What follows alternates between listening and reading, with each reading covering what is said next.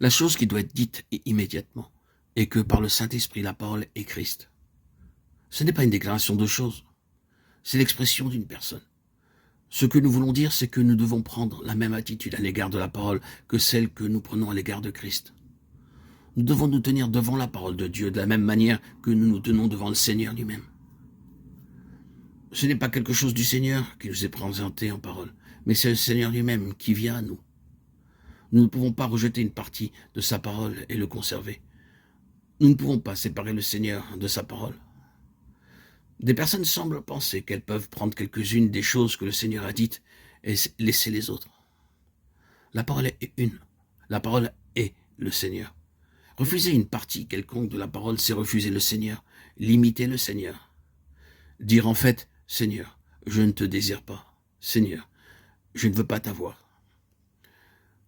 Ce n'est pas que nous ne voulons pas de la parole, mais nous ne voulons pas du Seigneur lui-même, car les deux sont un. Son nom est la parole de Dieu. Apocalypse 19, 13. Et la parole a été faite chair. Jean 1, 14. Vous ne pouvez pas vous interposer entre les deux cas, car les deux sont un. Il est la parole de Dieu. Dieu ne vient pas à nous avec des déclarations, il vient à nous en personne. Et le défi est d'adopter une attitude, non à l'égard des choses dites, mais à l'égard du Seigneur lui-même. La question qui s'élève dans la plupart de nos cœurs quand nous avons entendu beaucoup de choses est comment cela doit devenir notre vie, comment cela doit devenir une partie de nous-mêmes, comment devons-nous devenir l'expression vivante de cela. C'est la question qui devrait s'élever en tout cas. Rappelons-nous et rappelons à ceux à l'égard desquels nous avons une responsabilité dans le ministère qu'il est possible d'être toujours en train d'apprendre et de ne jamais parvenir à une connaissance de la vérité. Nous pouvons assister à des conférences, à toutes les réunions et comprendre mentalement tout ce qui est dit et s'en aller avec ces choses dans nos pensées ou les avoir dans nos carnets, puis devoir revenir à une autre conférence pour obtenir davantage, et puis à une autre et encore à une autre. Nous regardons en arrière sur toutes ces années de conférences et nous nous mettons à dresser l'inventaire et nous nous posons la question. Quel est le résultat de tout ceci? Je me souviens quand telle et telle occasion on parla de telle et telle chose, et à une autre occasion de quelque chose d'autre. Ces choses ont été celles qui ont constitué le sujet de diverses conférences. Et maintenant, qu'est-ce que cela représente? C'est une question très solennelle.